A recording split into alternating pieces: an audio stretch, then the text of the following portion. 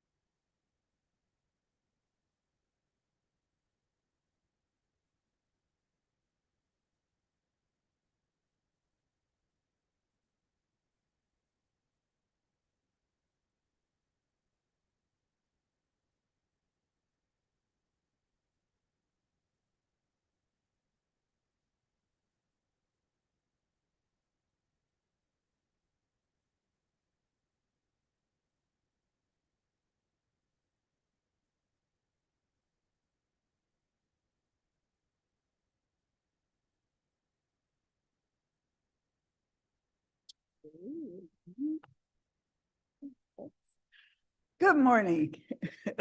Welcome to Kane County's Energy and Environmental Committee meeting. Today is Friday, February 16th. I am still Mavis Bates. Alan? Alan present by Zoom if allowed. Good morning. Thank you, Ms. Allen. If Caius is out. Roth? Here, Roth here. Jathman? Present. Young? Here. Tarver? Travis here remote. And Bates. Very much. We have a quorum in the room. Good morning, everybody. May I have a consensus from the committee to allow Tarver and Alan to attend remotely? Consent? Yep. Okay, thank you. May I have a motion to approve the minutes from November 17th? Roth will make a unanimous, a motion to have unanimous approval. Okay. Get the wording right. Do we need a second on that? No. Okay. Do I have unanimous approval to just adopt the minutes? Yes. Is there any public comment online or in person? I don't see any.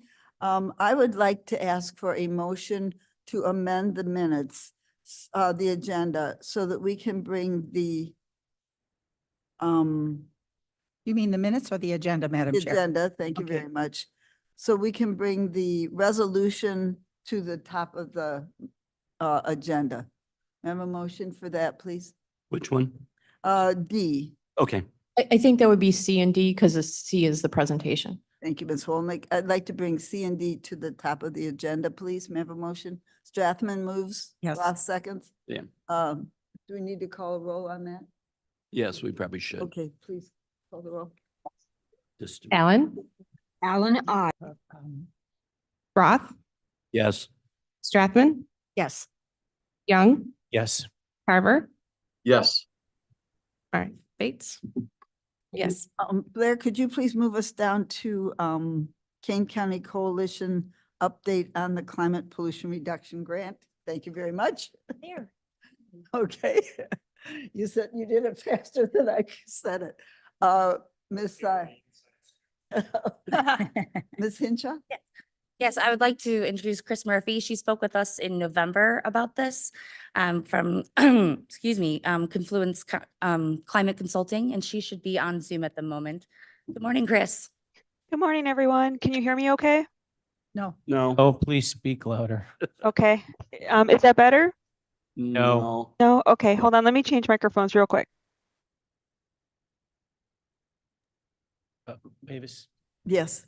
I did sign up online for public comment. Did you see it? No, I didn't.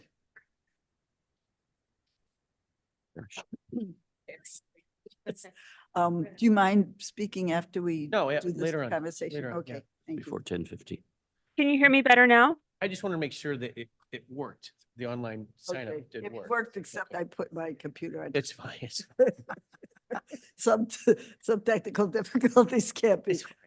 Speak again, please. Miss, User error. Chris, Can you hear me now okay? yeah, that's right. Yes, better. okay. Okay, I'll speak loudly then. Hi, Thank you. everyone. Good morning. So I'm going to review where we're at with the Kane County Coalition. Next slide, please. So just to recap from November, this is an EPA grant of $4.6 billion nationwide. It is a one-time opportunity, and 40% of those funds are aimed at disadvantaged communities. It is eligible for states, cities, tribes, and air pollution control agencies. Next slide, please.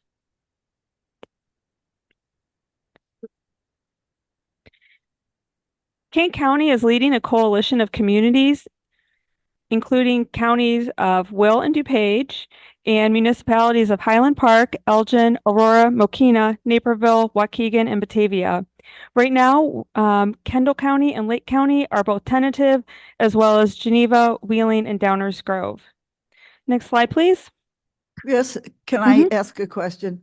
Sure. I'm gonna interrupt. That's okay. We had a question from Bill Tarver today. Mr. Tarver has asked, what about Carpentersville? Were all those cities invited, offered? Maybe Ms. Hinshaw can answer that. Yes, I sent over 400 emails to all over Kane County and DuPage and Will and Lake. And they just never responded? or Correct. they- Correct. Okay, so Mr. Tarver, if you want to ask Carpentersville if they want to join, please do that. Okay. Go ahead, Ms. Murphy. Thank you. So yes, Sarah did send out over 400 letters to invitations to local community officials. We began talking to everyone in September when this grant application became available. We had a lot of communities at the beginning who were interested, and then as we've moved along, a bunch of them have dropped out. They said that they don't want to pursue this grant with us. We started meeting with them over Zoom back in October, presenting what kind of projects are eligible, what kind of programs that we're looking at, getting their feedback as well, starting to collect that data, because what we need to do is put together a budget. And so we've been going back and forth for the past couple of months. We've been meeting almost every 2 weeks, and now we're doing meetings individually with the communities to go through their budget list and talk about how this is all going to work and how everyone's going to cooperate if we are awarded this grant. So we started, we basically narrowed it down with the community's input back in December, which sectors we're going to pursue. We decided on electric power, buildings, and transportation. The reason we decided this is because that is where more than 90% of our greenhouse gas emissions are coming from. So it makes sense to target the largest amount of greenhouse gases to make the most impact in our region. Next slide, please. EPA requested that we sent a notice of intent to participate but before February 1st. On January 31st, the county did send that notice of intent saying that we were planning to apply to this grant and listing the items that we planned on pursuing within the grant, which would be community-wide and targeted education and outreach, rebates on electric equipment, group buys, technical assistance programs, and additional staff needed to implement this grant, both at the county and within the communities. Sub-awards for recipients are planned to deploy all these solar systems, batteries, electric vehicle chargers, and to improve the efficiency and electrify our buildings. We are planning to focus on underserved segments of the community in our outreach and our some of our rebates and such. So we want to really focus on where we can make the most impact on greenhouse gas emissions, and we don't want to leave any sector behind. Next slide, please. So this is an example budget for King County, one of King County's projects. This is to replace all the lighting. So here we have the ballpark cost for the improvements.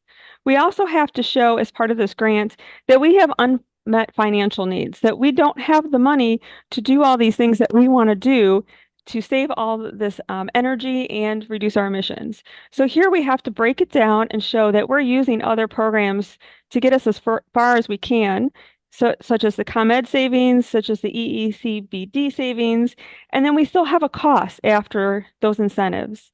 What we're also showing here is how much energy we're going to save in that column there, second from the right. So we're going to reduce our energy usage by using more efficient equipment. And then what we're showing here too is the dollar in savings because we're using less electricity. So we have to break this down in the grant for all the different projects for all the different communities. So it's a bit of work here. So the coalition right now is requesting $150 million total for all these types of projects and programs that we talked about. Next slide, please. So here's an example what we have to show EPA. We have to use their calculator to show how much these projects are going to reduce our emissions. So this is their calculator. We put in how much energy savings, how much electricity we're avoiding using every year by installing this equipment. And it basically puts out this converter, and it shows us the equivalent amount of greenhouse gas emissions, such as how many passenger cars are driven in 1 year, or how many trees we're planting, that kind of thing. So they want to see this. This is their tool. We are going to use their tool for their grant because they are familiar with that. Next slide, please. So Vince Coyle is here to further discuss further advantages of applying for this CPR grant. And so at this point, I'm going to turn it over to him to talk about the resolution. Good morning.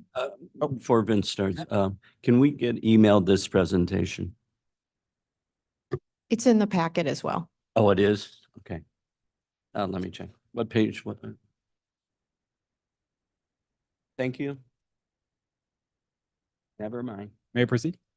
Good morning, Vincent Coyle from the King County State's Attorney's Office. So we were asked the question of how, if King County were to take on this grant as the lead, how would that affect King County? And after our review, there are two different things that this committee should be aware of, as well as the county, if they were to take on being the lead for this type of grant. One issue is compliance. So originally the thought would be that, yes. Closer to the mic. Yeah, I gave it to everyone. I did. Everyone should Yeah, have. just get closer. Yes, thank you. Oh, I did not give one to you because I figured you knew it. Yes, sorry.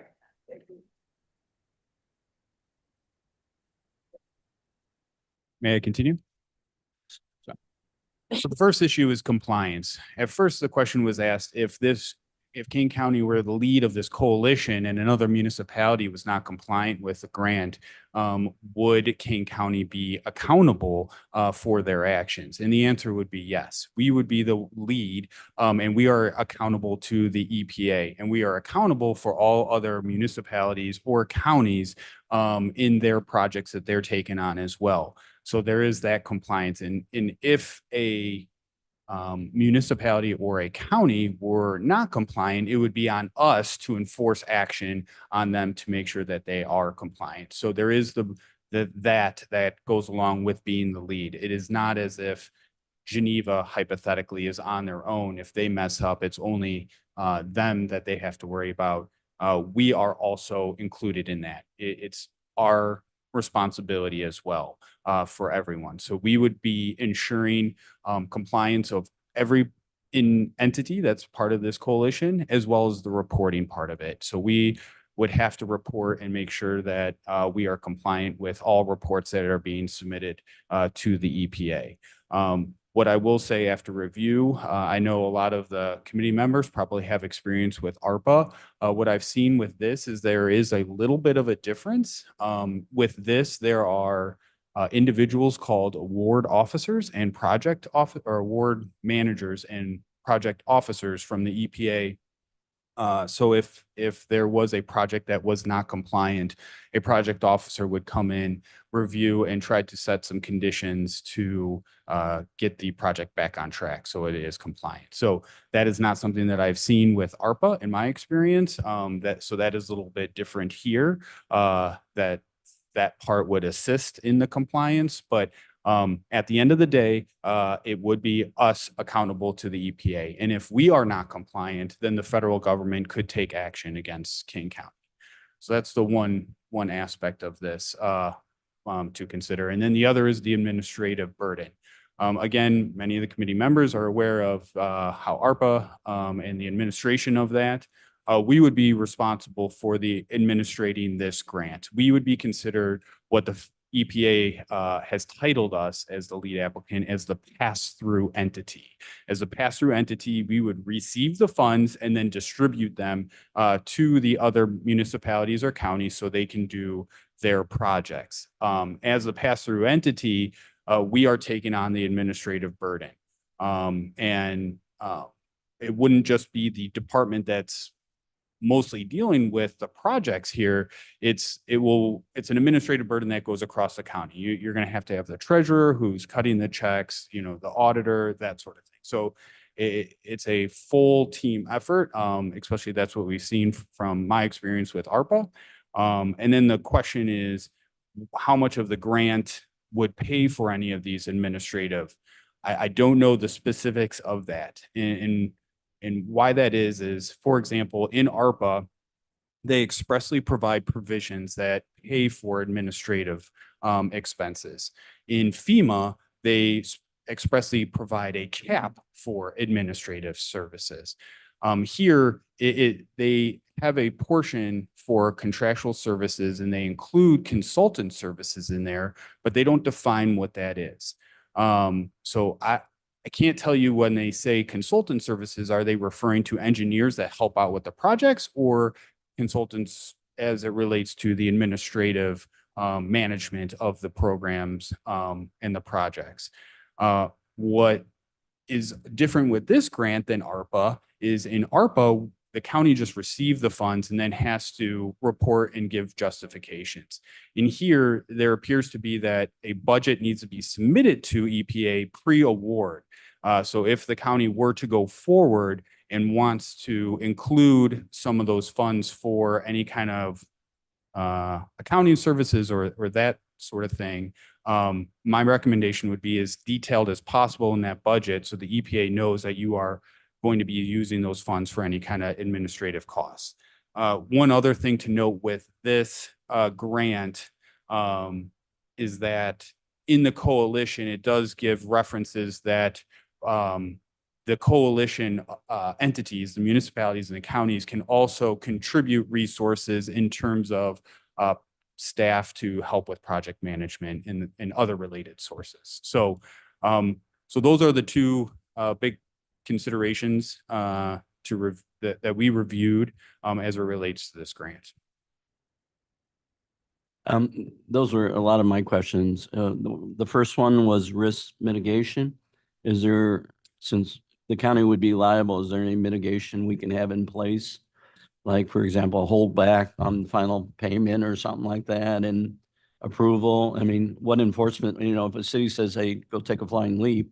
So, what can yes, we to do? answer your question, there are two main things, and one of them was added to the resolution in a whereas clause to address the mitigation, and that is reimbursement. So similar to how we did the community support grants in ARPA, we didn't pay out until we received the receipts, for lack of a better word, Okay. on that, and then reimburse. So we know that the services that are being used are in line and compliant. So that's one. And then we would have also some sort of intergovernmental agreement with the municipalities and counties to ensure compliance. And if they aren't acting compliant, we can take action. And then the second part about the administration, and hopefully we've learned our lesson from ARPA that we're doing better. This committee won't be us, it'll be, and who will they report to on running that? And then that expenses is covered by this grant, right? Now, what I kind of heard you say, we don't know if there's a limit yet or. Right. I can't give you an answer if all the expenses would be covered by the grant. I don't know that for certain based on my review. Like the other grants, they expressly talk about administrative specifically. I didn't Right. see that. If we include it in the budget, we can get more information from the EPA. I mean, that would be concerning if they come back and say it isn't, then it's costing us. But who would that team be reporting to? So that would be a policy question. Okay. Whatever the county board, Okay. indicates. Okay. I think it should be a business department and not the committee, because board members, we're oversight. We should not be doing day-to-day things. We had set up the grant to have them report back to Environmental and Water Resources, and then we would, as staff, report back to this committee. Okay, and that's fine. But then you'd be the day-to-day operation and would be using some consultants for part of that, but for the more of the admin, we'll use internal resources, which is, what's the right word I need to use? Less expensive than consultants. Correct. There's a mix between the consultants and staff Right. for us to support the grant. I think that's critical because that was one of our lessons I think we've learning from ARPA. Okay. Thank you. Thank Vince. you. Thank you. And isn't there a possibility that that there'll be reporting through finance as well? Or what is that? Kathy is here as well. Certainly with the financial side of things, we will be relying on, as Vince mentioned, the treasurer, the auditor, finance, because all the bills will be paid out through the New World system. And so setting up those accounts and then managing those accounts will be critical as well. Ms. Hopkinson? Yeah, I mean, we currently have a job posting for a grant administrator position that reports into the finance department. And the plan had been that grant administration and grant writing for several key departments would roll up under. So the finance department could certainly be involved significantly. And I would also add, these type of grants, acting as a pass-through entity and having subrecipients, typically the way those sorts of grant programs work is that you would have your subrecipients required to have a full-blown audit conducted, and then they would be submitting audits in. And as Vince mentioned, if there were any, and it would be our responsibility to monitor them. And we would require them to submit audits back to us, and then we would withhold, if there were issues, we would withhold funding from them. So that would be one way to monitor and hold them accountable. So I think you told me that this is a fairly common practice. Yeah, I mean, this is fairly common, goes back, I mean, throughout my whole career, being set up as a pass-through entity, and then having subrecipients receive awards and report back. Pretty typical structure. And I would agree, it's a best practice, and I would even think at some point, I would recommend we look at having ARPA, convert over to that too. So, thank you, Kathy. Madam Chair. Thank you. And I would concur with what was just said. I think we've got a two-prong approach here with this grant. If the board decides to move forward with it, the programming of it certainly energy and environment. And, Louder, please. the programming part of it would certainly be supported by energy and environment because that's a technical area that policy people may not have the expertise in, but the financial management is separate from. They go hand in hand, they're two partners, but the financial aspect truly has to be managed through finance because of its complexity. I do think that as we move forward, perhaps if the board approves this and we're going to make application, that detailing of how much additional staff encumbrance may happen on both energy and environment if it was needed, because this is a huge grant. And certainly finance is going to need extra additional support to be able to manage this compliance for a multi-county, multi-municipality opportunity. So all those ducks should be in a row before that application is presented so that we are prepared to move forward if awarded. I think that is critical. Okay, and I believe we'll be we may be needing to add one person to the E&E committee. Is that a possibility?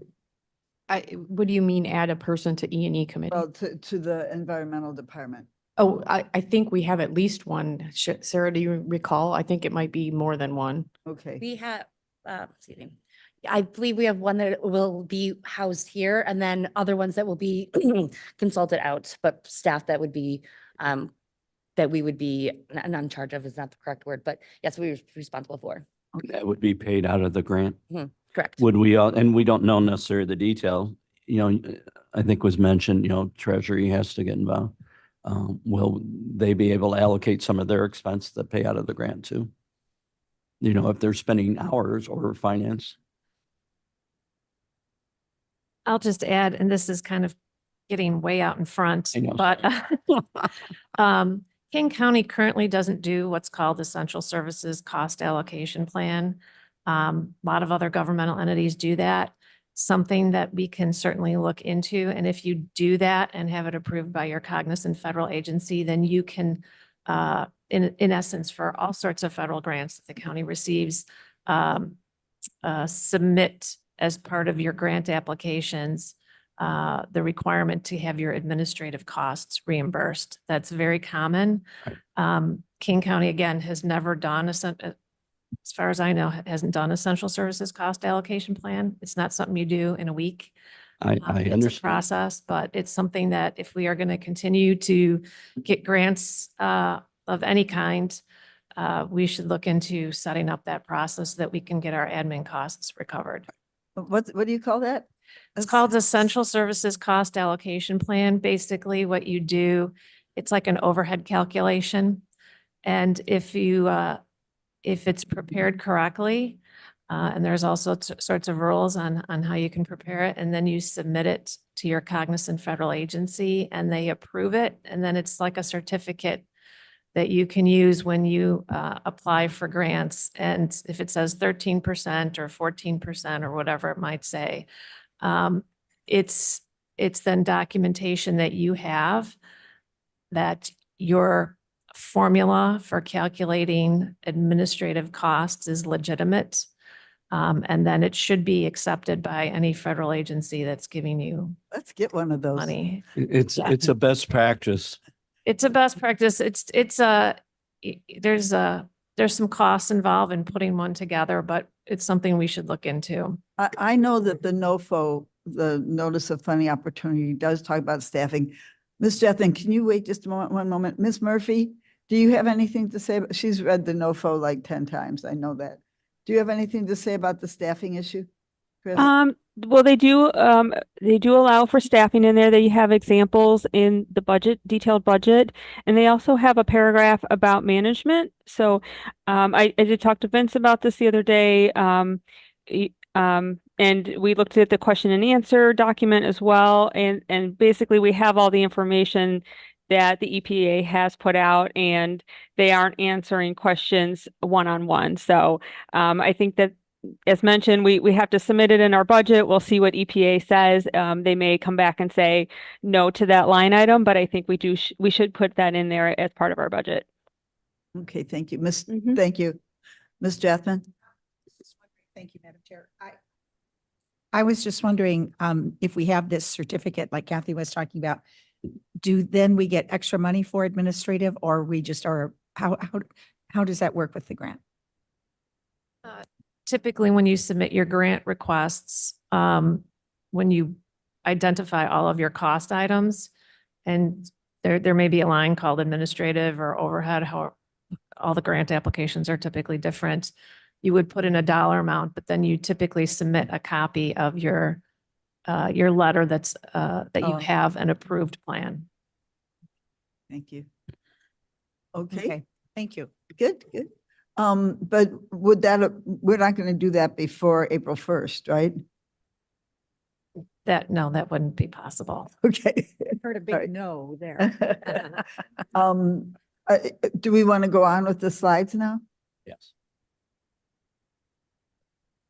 Chris? There's no more slides relative to this, just the resolution. Okay, then, let's bring up for the resolution. I do have one more Ross, question yes. of Vince. Normally the state's attorney has an opinion. Is it acceptable risk us doing this? I don't have an opinion, and I think our role is, Can't give an opinion. right. But And normally you do recommendations and stuff. so my recommendations is just that if the county were to take this on, take as many and look at as many mitigating things that you can do to mitigate any compliance or administrative. But at the end of the day, I just want to be clear, we are accountable to the EPA and we are accountable for all the administration of it. So that is a policy issue and yeah, thank you. May I have a motion to pass the resolution? Madam Chairman, this is Alan. May I ask a question? Sure, yes. Can't hear. My Can you be question is, louder, Ms. Allen? Can you be louder? It's not even coming. I can try. Is that better? No. Is that better? I can hear you. I hope everybody else can. No. Oh, okay. My question is do our partners, counties and municipalities, choose to join us because they think they have projects that would be eligible here and they want to try and take advantage of it? So it might be good for Wheeling, it might not be good for Batavia. Is it that kind of buy-in that we're looking for? I'm going to try to repeat the question. Anybody can help me who wants to. The question is, are the communities who are joining us doing this because they have projects that they want to get money for? And I think, yes, that's exactly the reason. And I think some communities may have chosen not to join because they didn't feel like they had the capacity right now to utilize the funds to put it to good use. So, which is too bad, but that's, I believe why some have joined and some have not. Thanks, that's very helpful. Okay. Motion? Madam Chair, I'd like to move that we that long resolution. Okay. Strathman moves. Yes. I'll second it. Ross seconds. Are there any more questions about the resolution? I'm going to briefly go over the resolution, if nobody minds. But you still need to make an amendment to the change as well. Thank Don't you. forget about. Vince sent out an updated one. Yes, so if you wanted to consider the substituted resolution that was passed out today, then another committee member would have to make a motion to substitute. Okay, may I have a motion to substitute the amendment that is in the packet with the one that was sent out in email? Will we read it first before we make the motion, or we have to make the motion first? You can just make the motion to substitute that that you're asking to substitute the pending resolution that was included in the agenda packet with the resolution that was passed out Okay. today. Thank you. I made the first one. Okay, I'll make the motion to do the substitute. And I will Alan second. seconds. And now you can discuss the, Alan second. Okay. Okay, Can we read so, can we read the substituted one? okay, should I read it out loud? Whereas the Congress of the United States has enacted the Inflation Reduction Act of 2022 and established the Climate Pollution Reduction Grants Program to address greenhouse gas pollution contributing to climate change. Whereas the CPRG program is designed to incentivize eligible applicants to apply for funding together as a coalition to implement greenhouse gas reduction members across multiple municipalities. Whereas 2 million residents covered by the coalition will benefit from the award by reducing greenhouse gas emissions, improving air pollution, and accelerating the transition to a green economy, including but not limited to Kane County projects to upgrade infrastructure for energy efficiency, solar, and electric vehicles. And whereas the partner agencies committing to participate in the coalition are Kane County, Illinois, coalition lead applicant, DuPage County, Illinois, subrecipient, Kendall County, Illinois, subrecipient, Lake County, Illinois, subrecipient, Will County, Illinois, subrecipient, City of Aurora, Illinois, subrecipient, City of Batavia, Illinois, subrecipient, City of Elgin, Illinois, subrecipient, City of Highland Park, Illinois, subrecipient, City of Naperville, Illinois, subrecipient, City of Waukegan, Illinois, subrecipient, Village of Downers Grove, Illinois, subrecipient, Village of Mokina, Illinois, subrecipient, and Village of Wheeling, Illinois, subrecipient. And whereas Kane County would act as the lead applicant for the coalition and the pass-through entity for purposes of applying for, administering funds, and managing the program associated with the CPRG grant.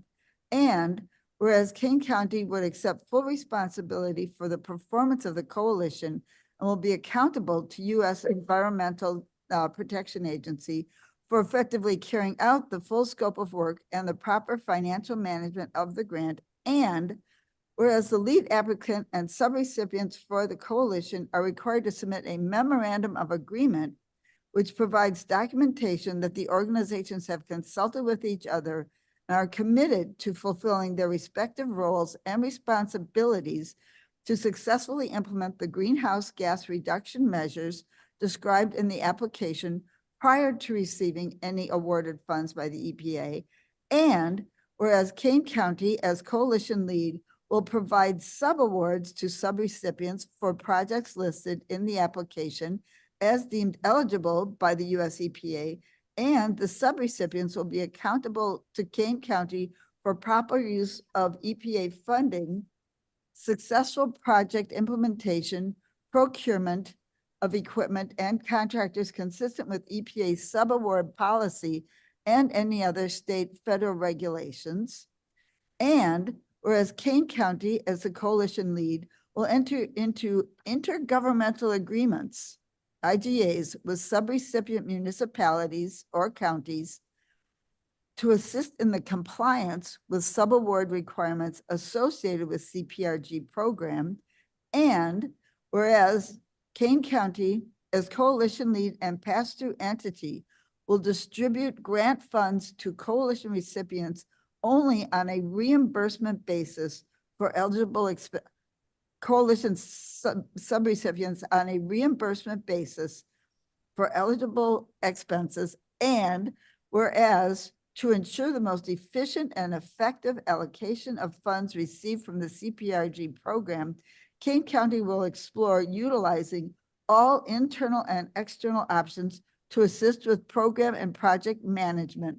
Now, therefore, be it resolved by the Kane County Board that the Kane County Board Chairwoman is authorized to execute documents in the application and acceptance of any funds from the pollution reduction grant for the purpose of reducing greenhouse gas emissions, improving air pollution, and any other project deemed eligible by the US EPA. Now therefore be it further resolved by the Kane County Board that the Kane County Board Chairman is authorized to execute a memorandum of agreement and other related intergovernmental agreements for the creation of and participation of a coalition of municipal or county entities for purposes of the Climate Pollution Reduction Grant, which Kane County will be the lead applicant and accountable to U.S.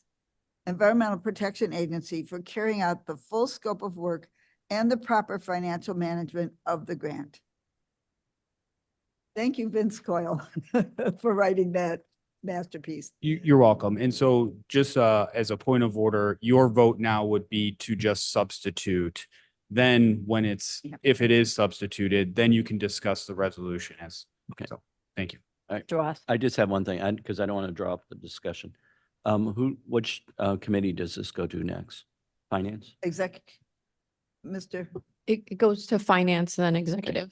All right. I don't want to bring them up today, but I have about 20 questions that I think we need to answer before it gets to finance, because Okay, it will make the process go a lot quicker, as we've seen from some of ours lately. okay. Mr. know. Roth has to leave at 10:15, by the way. Right. So I would just recommend that we Okay. as a All right.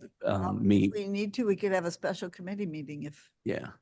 Because I think if we answer those, it will make it easier to get it through finance. all right. But these are like suggestions you have? There are questions, and I don't want to go into them today because it'll Okay. take me till 10:15. Any other questions? No. Concerns? Madam Chair? Yes, thank you very much. There's a lot of benefits in here. I mean, we've got a lot to gain from doing this application. But what I think we need to address, wisely so, is what do we have to lose? Are we going to lose anything by applying for this? If we're fortunate enough to have it, we can gain a lot, but are we going to lose anything? Because that may be the question that may be addressed, whether it's staff time, the capacity to be able to manage it. What's going to be the challenges to manage? Because this is a significant grant. And if we do it, we have to be successful with it. So Mhm. that is something I would like to hear. Yes, sir. Point of order, we can discuss all of this after we approve Mm-hmm. this first. Mm-hmm. Okay, thank you. Is it that time? Call the question? Please take the roll. Madam Chairman, Oh, I have, one this is, moment, please. Miss Allen? yeah, this is Alan, and this is real easy. In the first whereas, I think there's a reference to municipalities, and I think it should be counties and municipalities that are partnering with us. The first whereas? I believe so. There's a reference to municipalities. And, couldn't it be counties the and second one. municipalities? Okay. Oh, second one, sorry. Second one. Okay, municipal. Okay, municipalities and counties. Yeah, just real easy, just syntax. Where it says, yeah, the second one. Yeah, and counties. Do we need to do another motion, or can that just be The movement and the seconder could simply replace that word in their original motion, or add that to their original motion. okay? Since I was the primary, Thank you. that we That'd be change that fine to with you? be, That's fine with you? Okay. Thank you, Miss Allen. That's a good catch. thank you, Mr. Shepherd. Okay, please call the roll. Allen, Alan, aye. Roth, Roth, yes. Strathman, Yes. Young, Yes. Carver, Carver, yes. Bates. Bates, yes. Passes. So as a point of order, now that the resolution authorizing execution of documents related to the Climate Pollution Reduction Grant Award and agreements for Kane County to lead a coalition, including other municipal or county entities, has been substituted with the amendment. Now you can discuss the actual resolution and then call a vote on that resolution. Thank you. Is there more discussion or are we ready to vote? Mr. Young? Yes, more discussion, please. David Young, I made several comments on my copy of the resolution, and I'll just go ahead and read through them. They're kind of not necessarily random thoughts, but thoughts in general. After the first whereas, my question is, what greenhouse gas pollution exists in Kane County to warrant this grant. In Kane County, what are the levels of CO2, methane, and nitrous oxide gases, which are considered the greenhouse gases? After the third whereas, it talks about air pollution and improving air pollution. I don't think we have an air pollution problem in Kane County. I'd like to Are you define kidding what me? that. Who was that? Who's speaking? Did I don't someone know. just say something? I think it was just Oh. noise. I think just. Someone said, "Are you kidding me?" And no, I'm not. But please, if you have something to say, this is my time. So I think it was just an respectfully. accident. Okay, I think Ken Shepherd was forgetting. it was quite timely.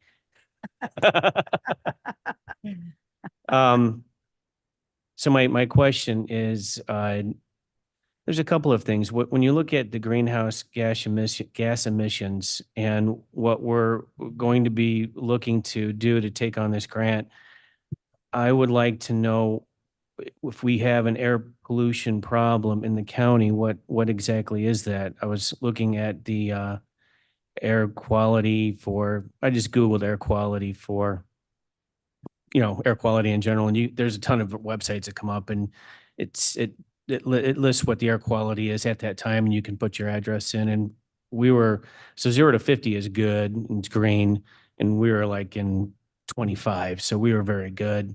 So I'd like to know where are we with having a air pollution problem in Kane County? I'd like to define that. The greenhouse gas emissions, if we just want to just nail that down to CO2, where are we? What level are we at here in Kane County to warrant this grant so that we can say, okay, we're at level. I mean, right now, the level everyone talks about is 400 or 421 parts per million.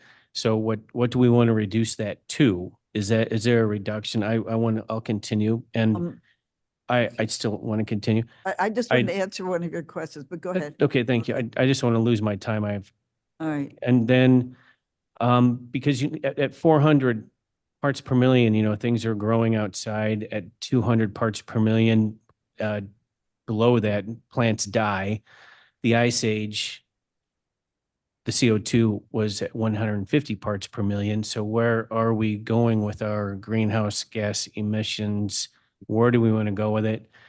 It talks about in one of the whereases, we want to transition to a green economy, which means solar and electric vehicles. I'd like to know what that means. Does that mean we want to transition over to 50% electric vehicles? It's not really defined. I'm glad Vince Coyle brought up the whole how we're going to disperse of the money. That was one of the questions that I had here on my my notes, and that is a concern when you're dealing with the EPA and you're the main recipient of this money. You have to manage all of the rest of the people. And I think that's going to be a challenge, and we're going to have to, if we do take on this grant, we're going to have to make sure that we have the right people. And Madam Chair, I agree that needs to definitely be. You need to think about that prior to this. It's a huge amount of money, $150 million that you're going to have to disperse. And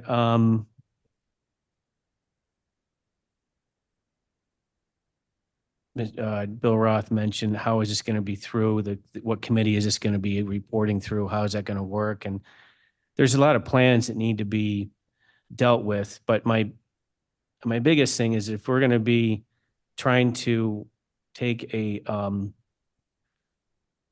grant, this amount of money, and we're going to be responsible for dispersing it and using it per the EPA and hopefully not getting fined by them, where are we going? We're going to reduce our greenhouse gases from XX to YY, air pollution from XX to YY.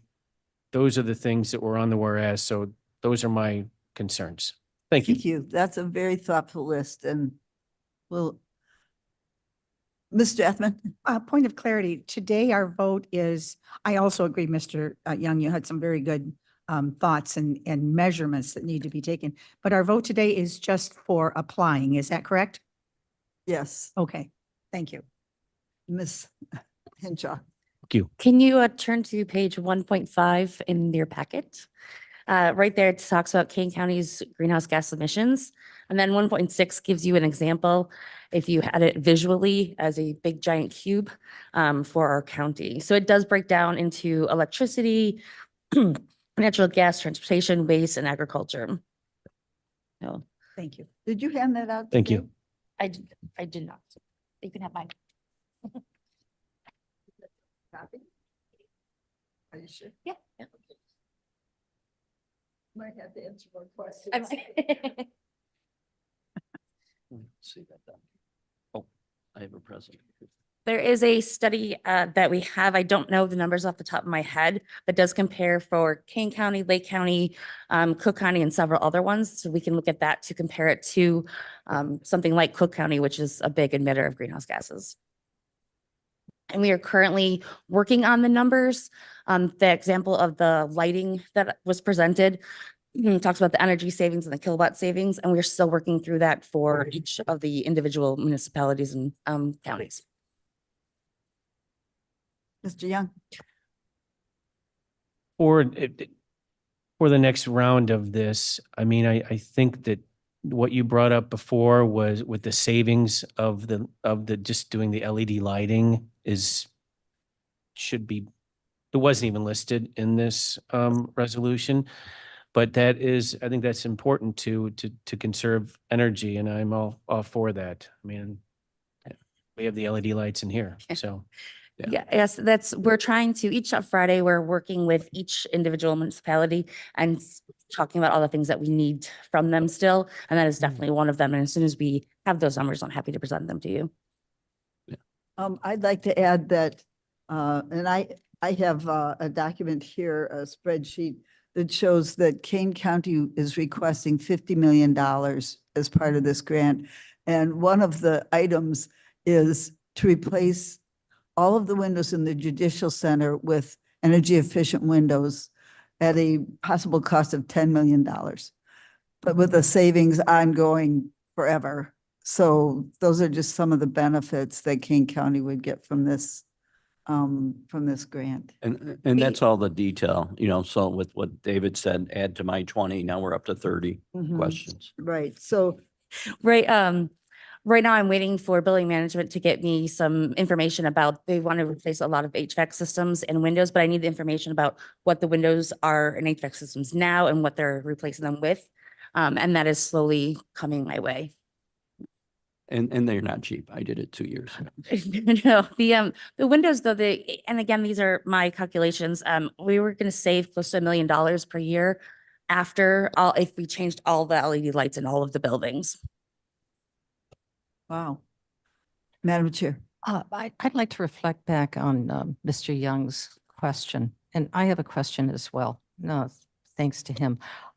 So we see the data on 2019. I was wondering, because I believe anecdotally I'm aware of this, but I don't have the data at hand. Sarah, last year in 23, how many days were considered in Kane County high pollution days? I know we had an anomaly because of what was happening in Canada where we couldn't go out.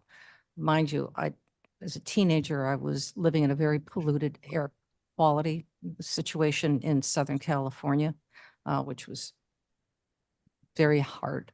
But has asthma increased here in Kane County? What are those rates? Because asthma sometimes is a direct relation to air pollution, breathing. But just what the data is. Did we have how many days out of the 365 days, including Canada, because that was a spike? But do you have that? Is that available? I don't, I can look that up for you absolutely. I don't have those numbers in the top of my head, but asthma has direct relationships with air pollution, especially in children. Yes, So- yes.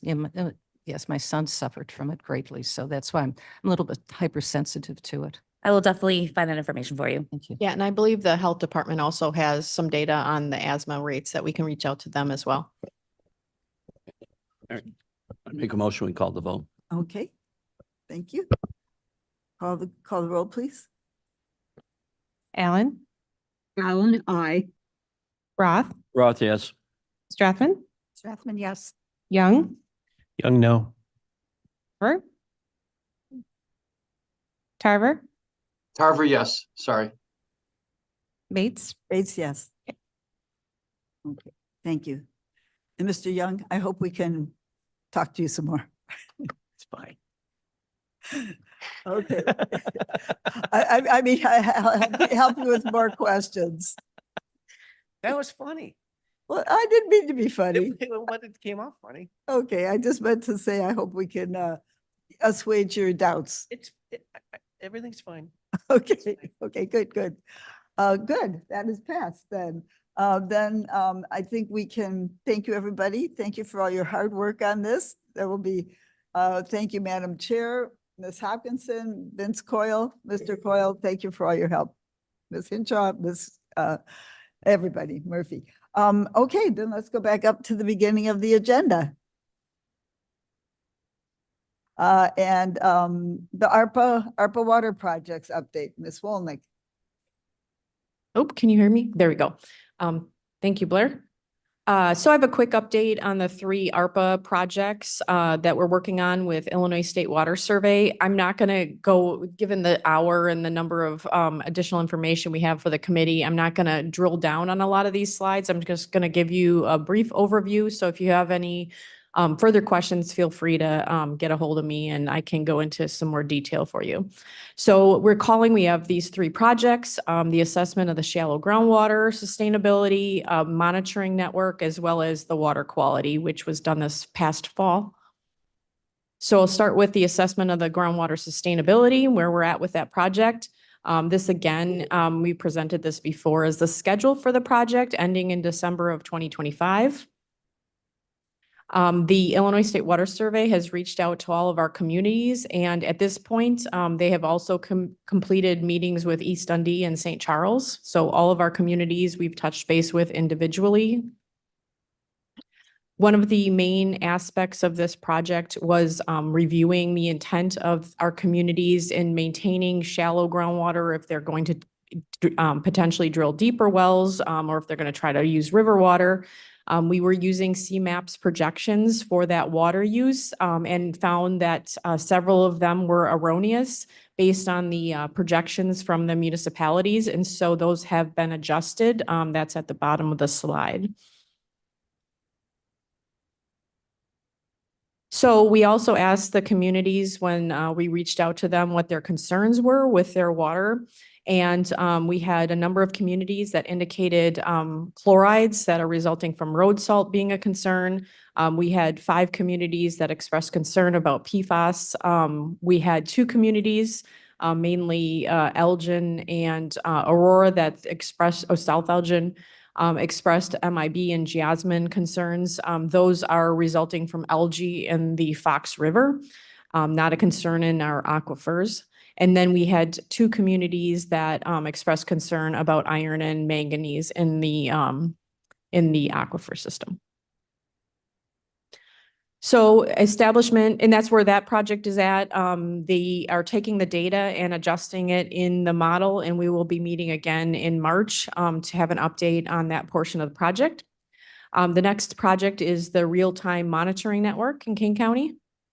So we have a map here of the yellow dots are the new proposed monitoring wells that we're going to be putting telemetry on. And the black dots are the current monitoring wells. Most of the new monitoring wells are going on in the St. Charles Bedrock Aquifer. This is one of our shallow aquifers that many of our communities rely on and is highly productive. This is also one of our aquifers that's subject to contamination from road salts or PFAS. So those will be installed. The equipment is already on the desk of Illinois State Water Survey. Those will be installed this spring.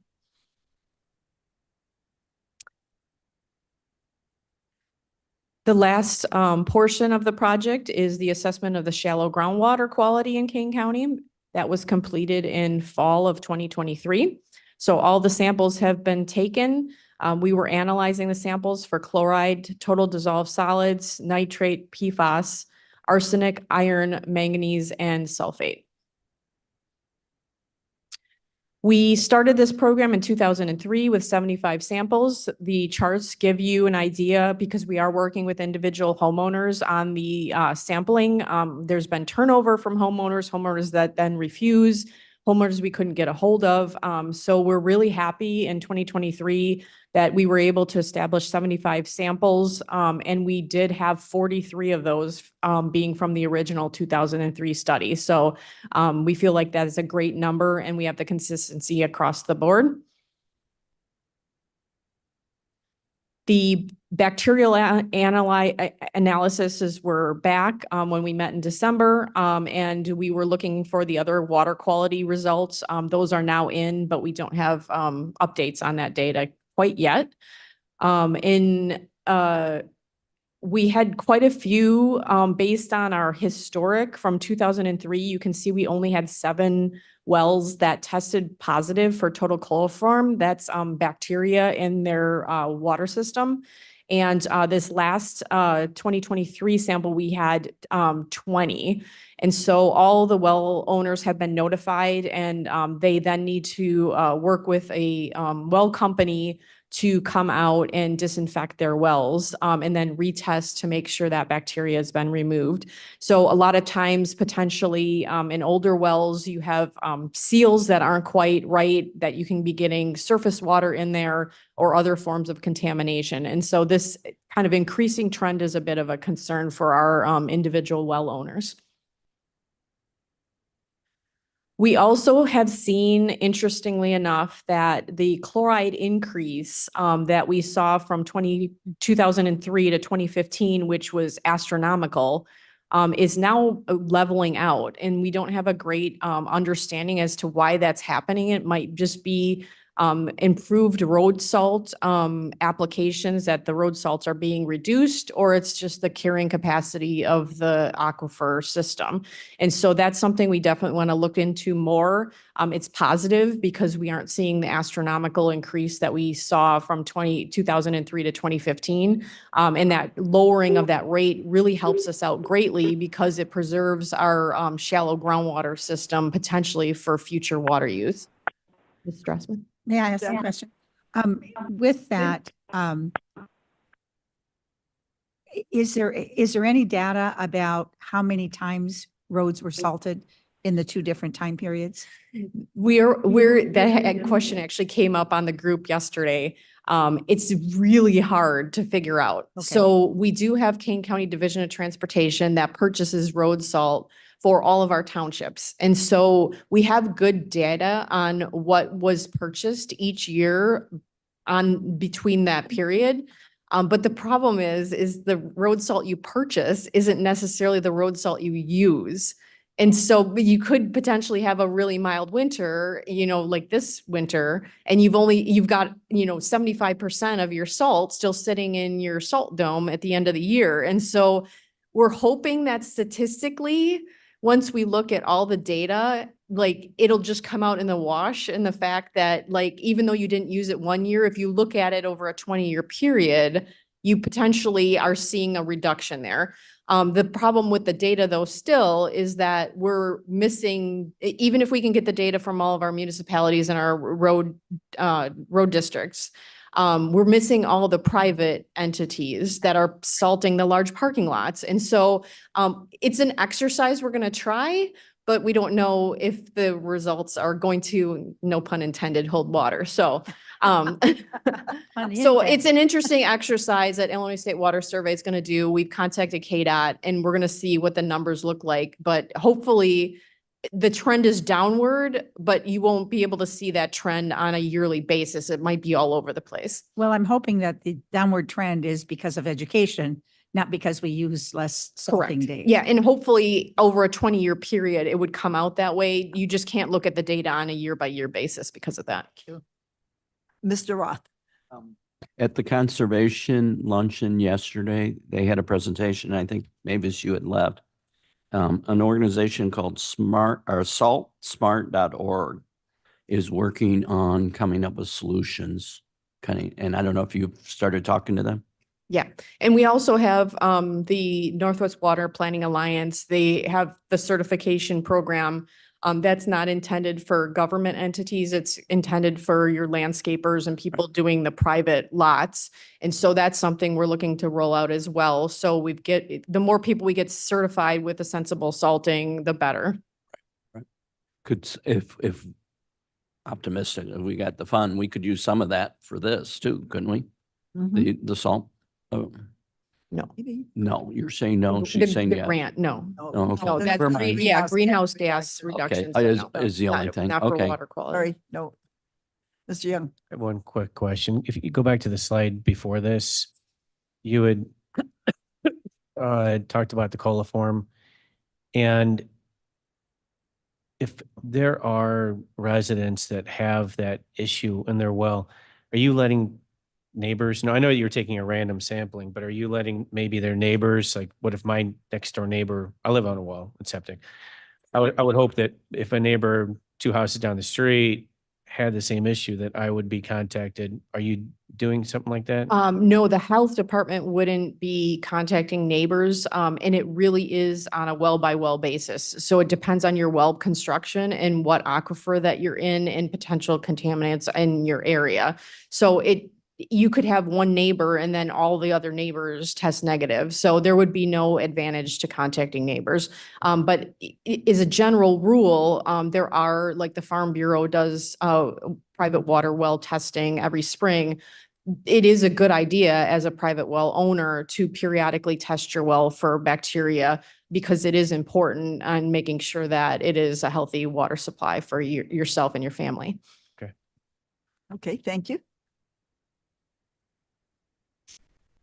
Okay, this is just the next steps. We will continue to provide the committee updates as we move forward. Thank you. Thank you, Ms. Wolnick, very much. Back to the agenda. Ms. Hinshaw, sustainability updates. Would it be acceptable just due to time that I skip this first one and then go to the second one and present this next time? If you'd like to do that. It's up to you. What would you prefer? We've got 25 minutes. Okay, We're not overtime. Okay, because perfect. Jobs wisely move themselves to 10:30. Perfect.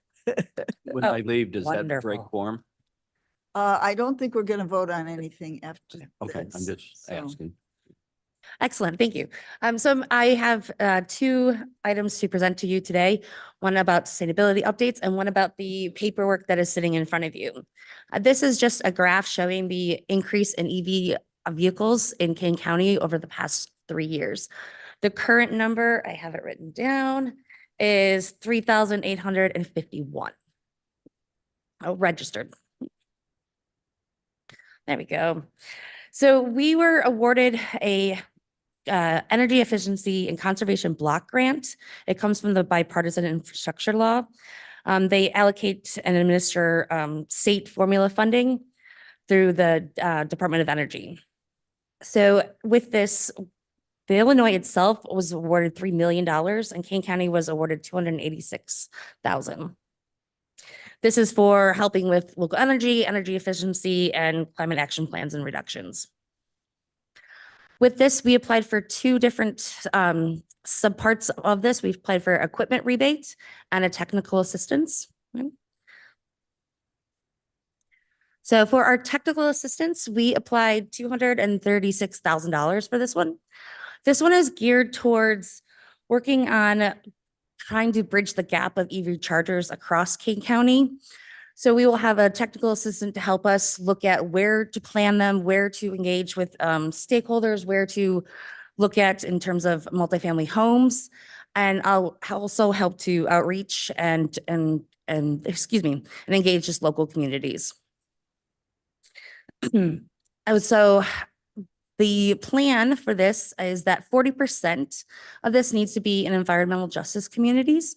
You can see on this map, the gray areas are considered environmental justice communities.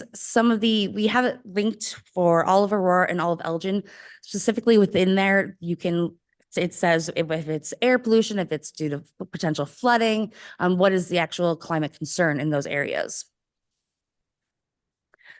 One of the major issues with Elgin, or one of the top issues with Elgin, is air quality. particular PM of above 2.5. And so they're considered simply because of that environmental injustice.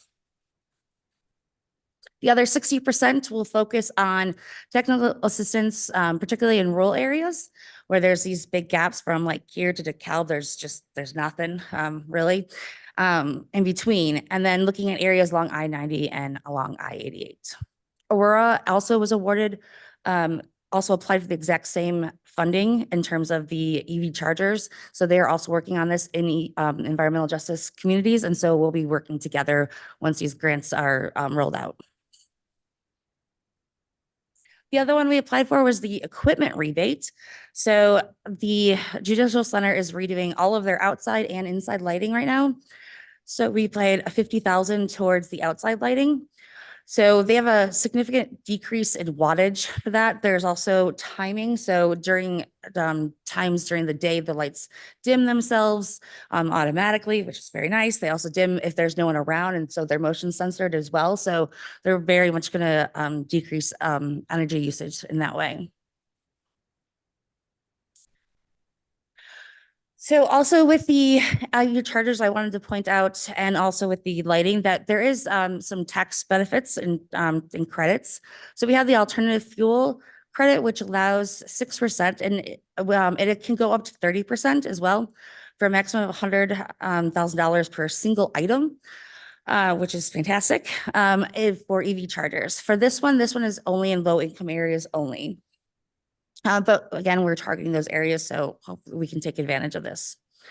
The other one is the energy efficiency commercial building deduction. So this can be used for all of the wonderful things the building management wants to do, the HVACs, the windows, the doors, even the roof. As long as they're conserving energy, this can be applied to this. And this is a substantial amount of money. It's 0.5, it's 50 cents per square feet. So if you think of like just the judicial building is, I think it's like 180,000 square feet. So it's huge. And so it's quite a substantial amount of money in rebates. Or they pay for the cost of installment of them. Another potential grant that I'm also looking at is called the Environment and Climate Justice Community. For this one, you have to be a nonprofit is the one that would be applying, and then we would be a statutory partnership for this and be the sub award. I'm talking with the sustainability analysis in Elgin mostly about the energy efficiency, healthy and resilience housing and building. We're just in our very beginning talks about this. This grant is not due until November of this year, so we have some time to work on that. That's where I've started, just specifically to working on, homeowners and again, targeting the low income and disadvantaged communities to be able to have their houses, refitted with windows, whatever kind of updates they would need. And thank you for that one. And I have more. So what you have in front of you is the introduction. Some have the transportation. I can give this to you, Mavis. No, I got it. I got it. Okay. Don't give her one. All these. Well, it's because he showed up. It's his fault. I only picked it up for everyone. Yeah. So I gave him one. So what you see before you is the introduction, that our draft that was put out on January 11th. And thank you so much for everyone that came to our meetings in Geneva and Elgin. So this has been worked on since June of last year, or sorry, well before that, for the last 19 months, with a team of about 80 people. And so we finally have our draft plan, which is absolutely fantastic. So I just wanted to go over just a few parts in it. So the intro part is not the part that I'll be going over. I'll be going over the different categories and what are in the different categories, just different sections. So the categories being transportation, health and safety, green space, water, building and energy, waste management, agriculture, and climate economy. This is in, I believe, yes. This is in your packet. So if you want to take, there's a survey involved and we greatly appreciate if you would take that. Ted Redmond is the consultant on this and he has done a wonderful job of including our first survey in every section of this. So getting the public feedback is something that we definitely want to have for our final draft. So for each section, he has key metrics about Kane County in general, and you can see, as I pointed out in the 1.5, that is just some of the emissions here. We have baseline studies that talk about all of these aspects. Again, they're on the website. And so he has key metrics depending on what it is, if it's related to wastewater, building, however, whatever the section is. He has the goals listed for that section. The goals being to reduce our greenhouse gas emissions by 25% by 2030 and being like net zero by 2050. So these are the goals that will be able to achieve those. He has an overview. Yeah. I was looking this up last night in preparation and I what does net zero mean? I didn't get a good answer when I looked that up. So net zero being that whatever you're putting in, you're not putting out. So if you have a building that has like geothermal, has solar panels, has everything, you're not using any more energy than you're putting into it. That makes sense? Yeah. Yes. Okay. I don't know how you do that, but it does make sense. A lot of solar panels. Yeah. A lot, yeah. Yes. It's a hard feat to do, for sure.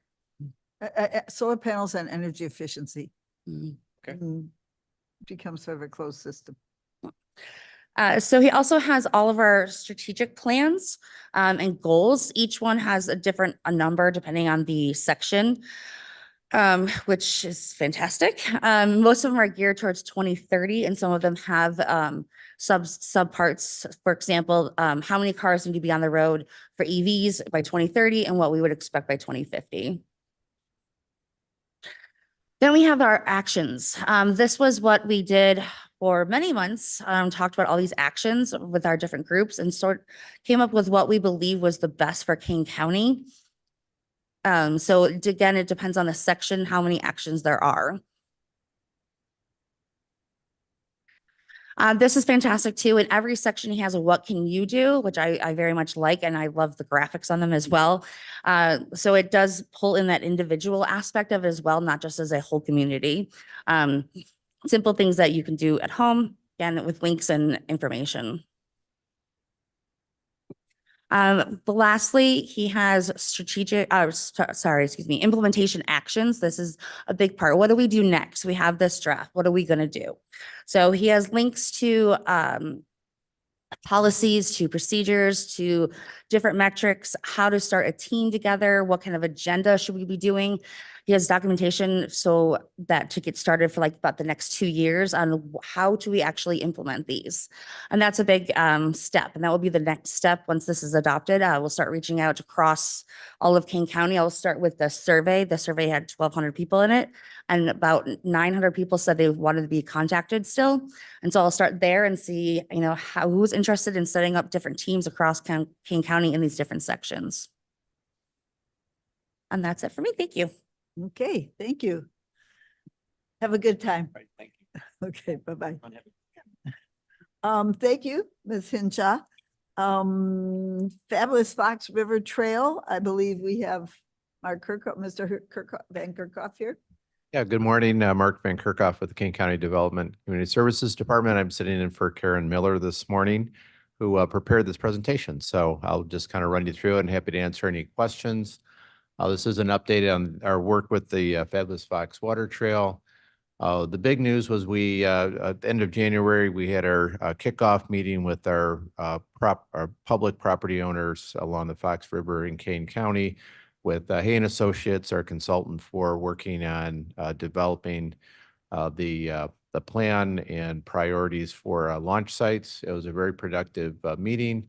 These are just some of the factors that we're looking for: site identification and prioritization of the sites. And one of our follow-up meetings with this, because part of our infrastructure grant from the state of Illinois proposes solar-powered freestanding signage We're going to also reach out to municipalities and chambers of commerce for locations that are near or on these sites that help connect people from the river to opportunities to eat and shop. So happy to answer any questions on that. Do you know my question? What is your question? The potties. I want a Mavis Bates Memorial porta potty on Sure. on one of these. So what we've done is with each of the property owners, which vary from our from park districts to our own forest preserve to municipal owned properties, is we've asked them to prioritize the kind of things that they would like to see improved on either existing sites that they have, so that they may have a great location with parking and everything, but no porta potties. So maybe that's what they ask for. It could be a very long paddle. Yes. Without the- Exactly. So, so anyway, so it really varies. We got a lot of great input, feedback, like St. Charles Park District. They have both rental lockups and long-term, like seasonal lockups for people who want to keep their kayak at the river, and they have a waiting list. So we're learning a lot of interesting things on what each community might want to do. The main thing is with the infrastructure that we're going to be providing the engineering and construction for, is that will, once it's done, it's turned over to that entity to own it, maintain it, and everything. Okay. So, Okay. Any other questions for Mr. Van Kirkhoff? Okay, thank you. And now the next, Karen Miller wanted, alter ego again. All right. yes, to point out a training opportunity related to tree preservation ordinance for the unincorporated areas of Kane County. This is going to be on Thursday, April 11th from 8 to 3 at the Morton Arboretum, Thornhill Education Center. The cost is $18. There's a link in the packet if you would like to register, and you can read the details of that. And the Morton Arboretum has been a great partner for the whole region, but in bringing this training opportunity. And I believe if you sign up, you can submit your receipt in the county for $18. Really? So if you want to bother. Okay, thank you. Thank you. Yeah, I will offer if you want to attend, we could also register you for that training opportunity and through our budget too. So then you don't have to Okay. do Well, who wants to reimbursement. go? Do you want to go? I'm already, yes. Okay, let Karen Miller know and we'll. Okay, let Karen Miller know. All right, That. we will.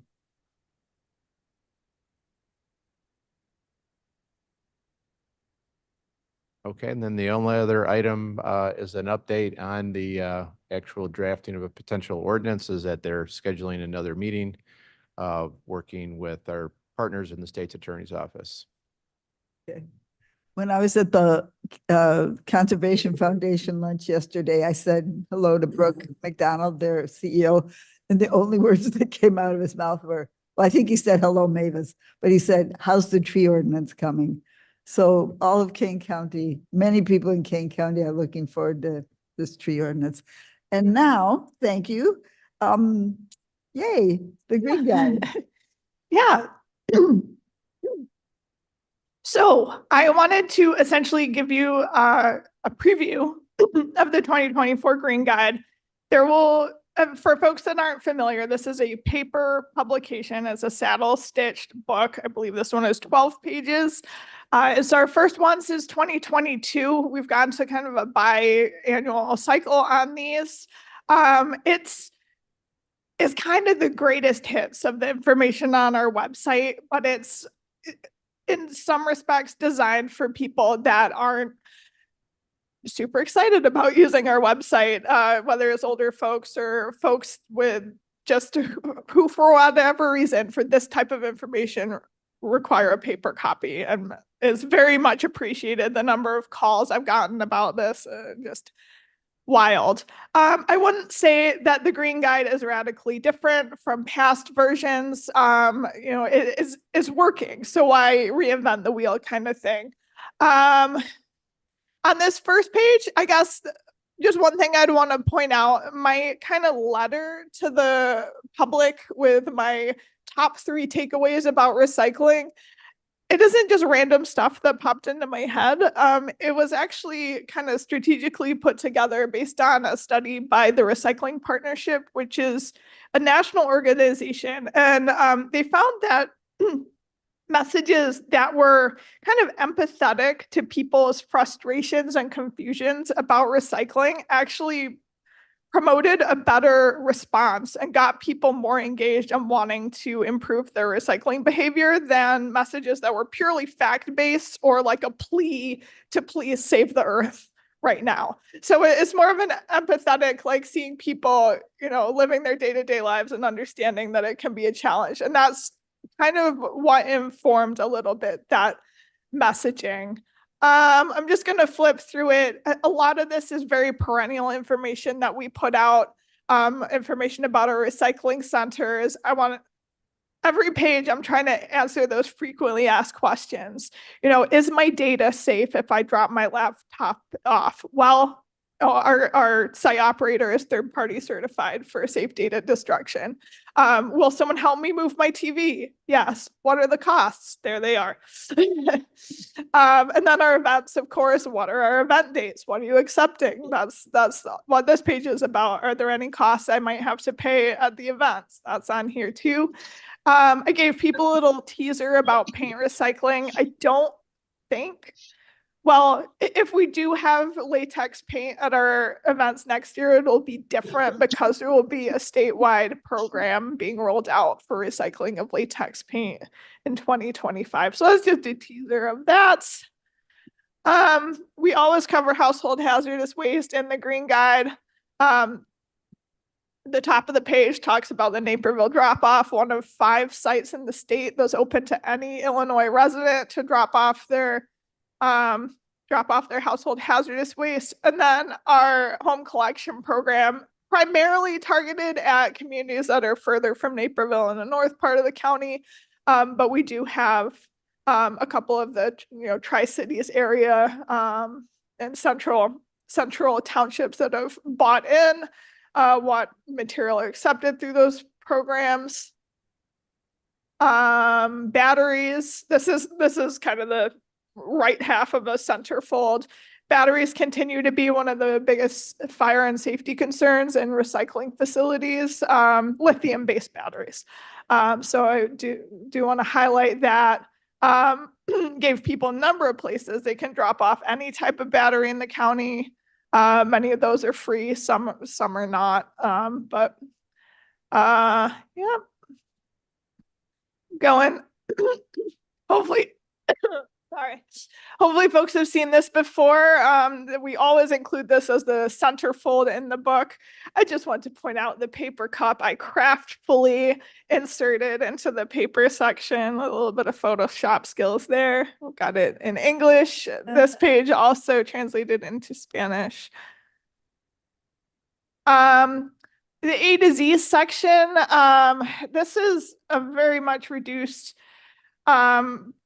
section of our website, kind of drilled down to, again, address some of the things people call me the most about. And I took a little bit different of an approach to this. I think my predecessor perhaps had gone for quantity, like trying to get the most possible items listed. I was trying to find a better balance between quantity and quality, like giving people enough information.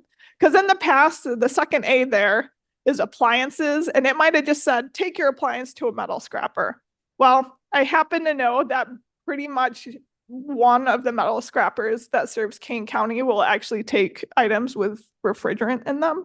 So if you just tell people they can take it to any scrapper and they show up, you're going to get an angry phone call. I've gotten a few. So again, trying to provide complete information. This is by no means a comprehensive list. You see I jump from F to L, but just trying to hit the high points. It's too bad Mr. Roth left because I did want to highlight we got styrofoam in there because he's asked about it a couple times. We also He might be listening. Yeah, we also did styrofoam in Kane County Connects, highlighting those drop-off options. So, Claire? Yeah. Claire? Yes. I zoomed in so I can cause trouble. I'm glad you're talking about it. I'll just real quick. Styrofoam. The other is I was down at the public health building the other day, and they had, because they filled it up, a box for accepting lithium battery.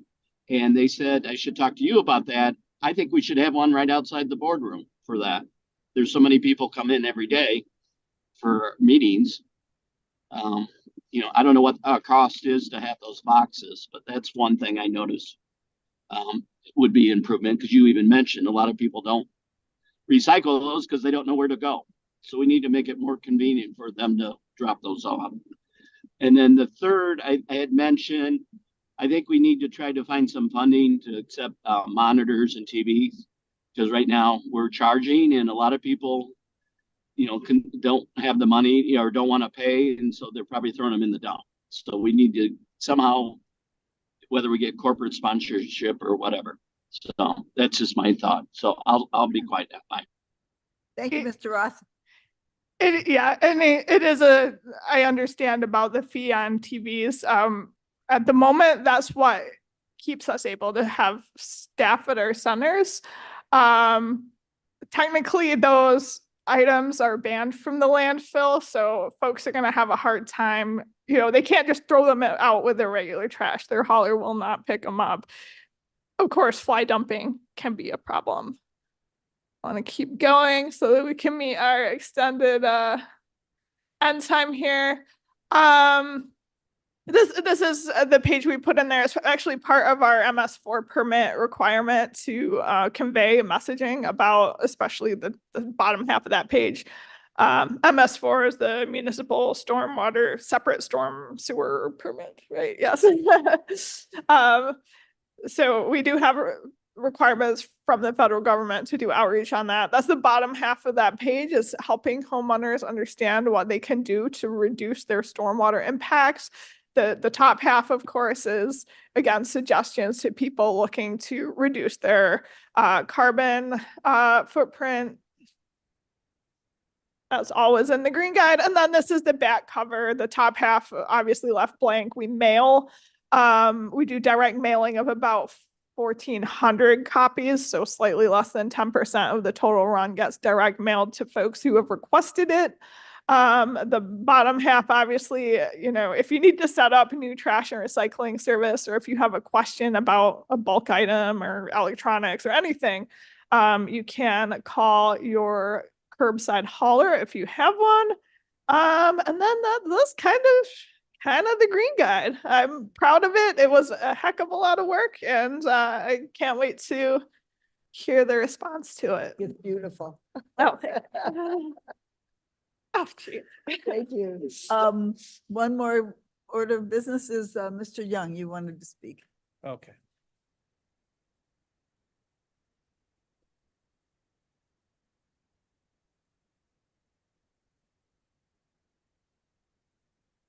David Young. Oh yeah, done. Okay, I just wanted to bring a couple things I brought up in public comment that I said earlier today.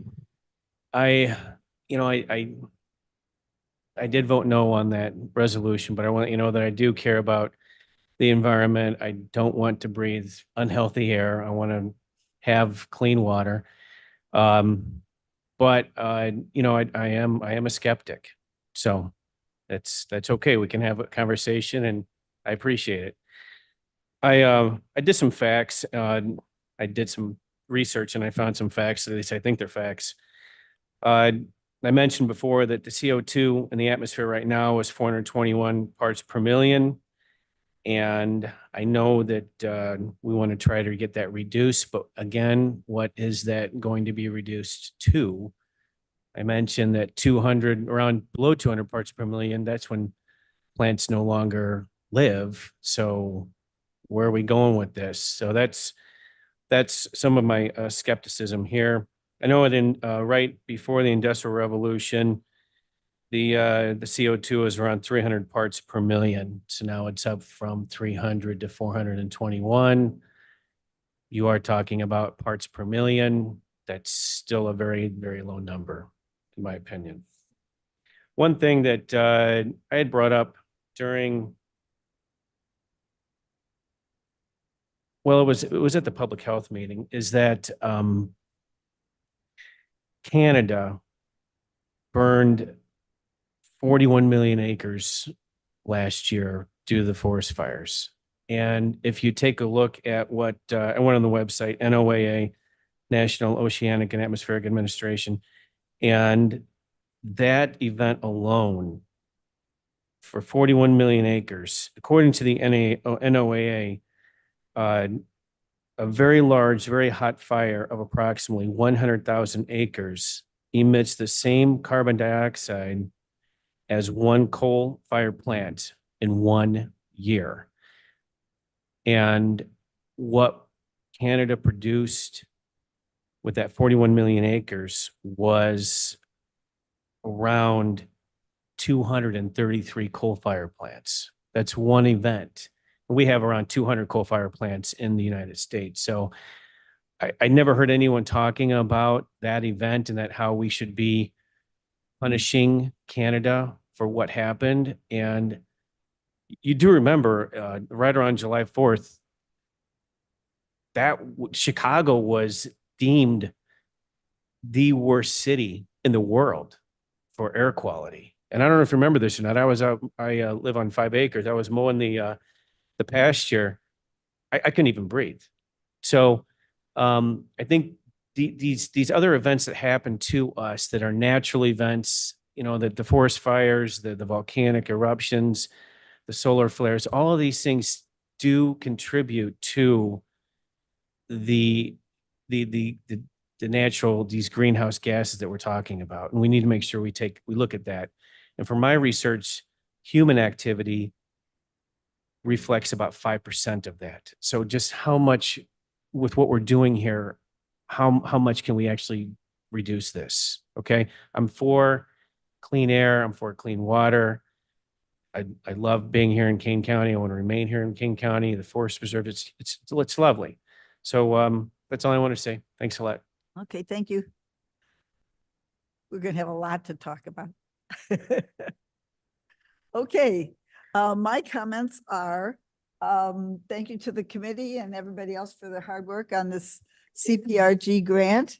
Now it's on to finance and the whole board, but we have a lot of work still to do to prepare the application. And if you have continuing questions, let me know. I think the benefits far outweigh the risks on this whole project, but there are considerable risks that we will continue to have our mitigation factors refined so that we know that we're not putting our staff at risk, our finances at risk, but that we are creating an incredible opportunity for ourselves and our coalition partners to take advantage of this possibly once in a lifetime grant opportunity from the Inflation Reduction Act and this climate pollution reduction grant. So we're just working hard to make this happen. And I thank everybody who's working on this with us. And that's the end of my comments. And Ms. Strathman? Chair, I'd like to make a motion. I would like to make a motion to adjourn. I'll second it. Second, okay, all in favor, say. Aye. Reports on file. Oh, yeah. Oh, may I have a motion to put the reports on file? Yes. Yes, okay. Do we need a roll call on that? I think we can do a voice vote. Voice vote, okay, yes, please place that. Yes. Mr. Young, okay, yes. Okay, thank you, Yes. everybody. Great meeting. Thank you to our